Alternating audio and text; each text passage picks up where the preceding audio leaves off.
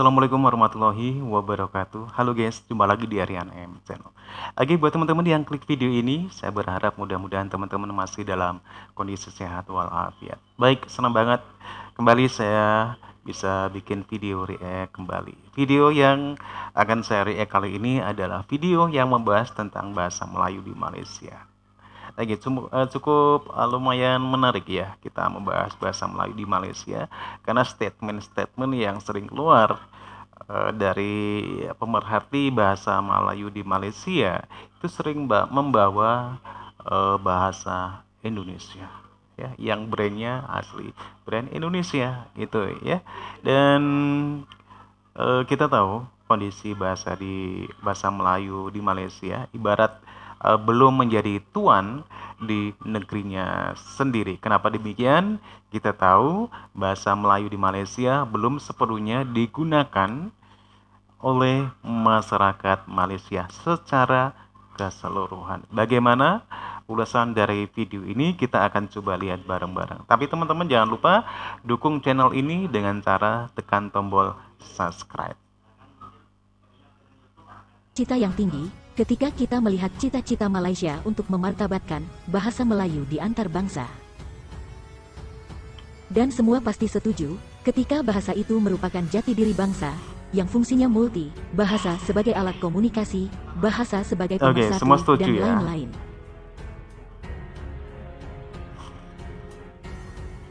Itulah cita-cita dari semua pejuang bahasa di Malaysia, diakibatkan karena institusi yang melahirkan sistem yang salah.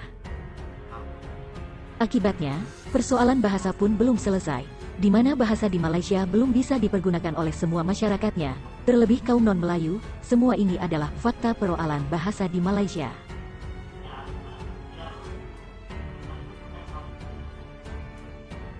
Kembali ke cita-cita pejuang bangsa di Malaysia, dengan tujuan untuk mengantar bangsakan bahasanya, tidak mencoba untuk merendahkan, apapun usaha Malaysia itu, bisa dibilang sia-sia saja. Kenapa demikian? Sebelum Malaysia yang mempunyai perjuangan mengantar bangsakan bahasanya ke peringkat yang lebih tinggi dan luas, seharusnya para pejuang bahasa di Malaysia harus berkaca dulu pada persoalan bahasa di negaranya dan menyelesaikannya. Tidak lantas meloncat dalam usahanya pada tahap yang luas, dengan istilah mengantar bangsakan bahasa, bukankah terdengar aneh? Sebab itu kita kembali pada realiti, pada hakikat, bahawa apabila yang Perdana Menteri kita menyebut itu, beliau tidak merujuk pada bahasa Melayu di sebuah negara, Malaysia sebagai contoh. Beliau menyebut ini soal bahasa yang mewakili 300 juta umat. Berarti merangkum yang ada di Indonesia, Malaysia, Brunei Darussalam, Singapura, Thailand, Filipina, Laos, Kemboja, Vietnam, Timor Leste. Pokoknya semangat keserantauan. Sejauh ini, Malaysia yang gencar dengan usahanya, dengan berbagai cara dan argumennya, tidaklah semena-mena bisa merubah dan mengangkat bahasa Melayu di Malaysia. Dari pemimpin dan para pejuang bahasa di Malaysia, hal ini bisa ditengok, bahasa nasionalnya tidak menjadi kebanggaan bagi masyarakatnya, lebih-lebih non-Melayu. Oke, teman-teman ya, memang benar ya. Ketika kita mendengar ungkapan ataupun statement dari para pemerhati bahasa di Malaysia, itu kita tahu bahwasanya mereka pun mengatakan bagaimana kondisi bahasa Malaysia di tengah para pejuang bahasa Melayu di Malaysia ini tengah gencar-gencarnya memartabatkan, mengantarbahasakan bahasa Melayu. Tapi pada kenyataannya ini masih jauh dari apa yang diharapkan. Ini tidak bisa dinafikan kondisi bahasa Malaysia yang masih terkesan carut marut ya. Oke, kita akan coba lihat kembali ya videonya. Semua itu tak lebih hanyalah sebuah wacana saja.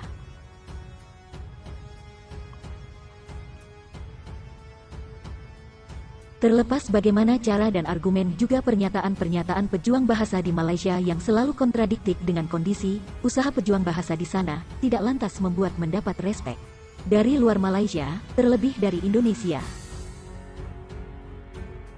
Dikarenakan, bahasa Melayu di Malaysia belum menjadi tuan di negaranya sendiri, dengan segala persoalannya.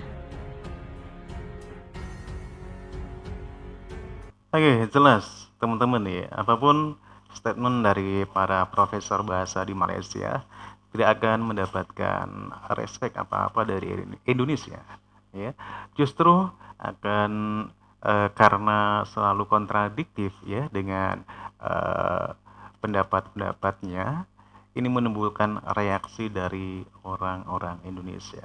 Seperti halnya bagaimana Profesor Malaysia klaim penutur bahasa Indonesia ya, dengan seolah-olah tidak mengakui keberadaan dari bahasa Indonesia itu sendiri ya, dan cara pandang ataupun persepsi daripada Profesor Malaysia ini sangat berbeda dengan cara pandang para pejuang bahasa di Indonesia ataupun pemerhati dari bahasa Indonesia, di mana para profesor Malaysia itu memandang bahasa Indonesia itu tetap seperti bahasa Melayu ya, walaupun kita tidak nafikan bahwasanya akar bahasa Indonesia itu memang dari bahasa Melayu.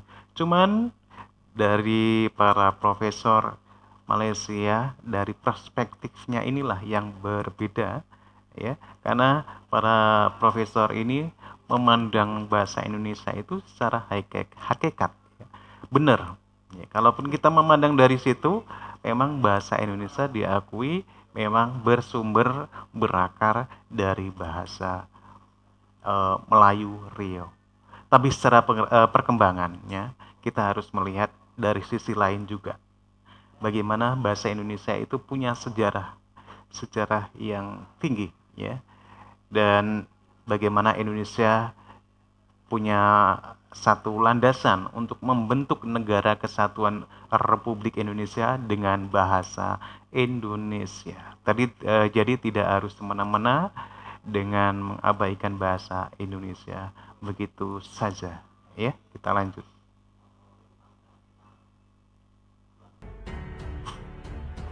Apalagi kaitannya dengan Indonesia, bagaimana para pejuang bahasa di Malaysia ini dengan bangganya membawa apa yang ada di Indonesia dan tidak melihat fakta di negaranya.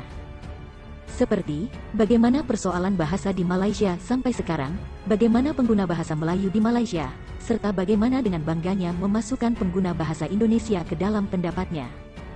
Dengan mengesampingkan bahasa nasional Indonesia yang jelas mempunyai nama sendiri, yang tidak pernah disebut, dan tidak jarang ini sering menimbulkan reaksi orang Indonesia.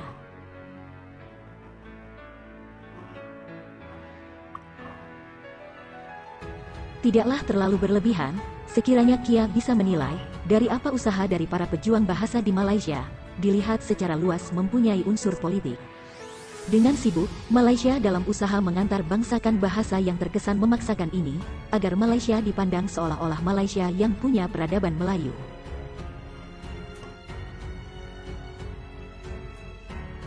Hal ini jelas berbeda, ketika bahasa Indonesia untuk diperkenalkan keluar, Indonesia tidak perlu membawa apa yang ada di luar Indonesia, bahasa Indonesia akan lebih mendapat kepercayaan dan tempat. Bahasa Indonesia yang sudah mempunyai identitas, sebagai bahasa nasional Indonesia, dengan kedudukan lebih tinggi bersanding dengan bahasa daerah.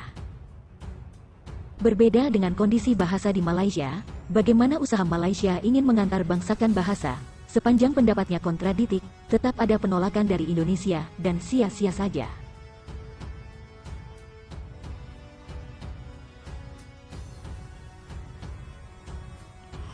Oke, demikian tadi teman-teman ya ulasan bagaimana kondisi bahasa Melayu di Malaysia di tengah gencar-gencarnya para pejuang, para profesor bahasa di Malaysia untuk bisa mengantar bangsakan bahasa Melayu ya. Sementara di sisi lain kondisi bahasa Melayu di Malaysia seakan-akan belum menjadi tuan di negerinya sendiri. Ini bisa terlihat, bisa kita dengar dari statement-statement para pemerhati ya dari pemerhati bahasa dari Malaysia tentunya.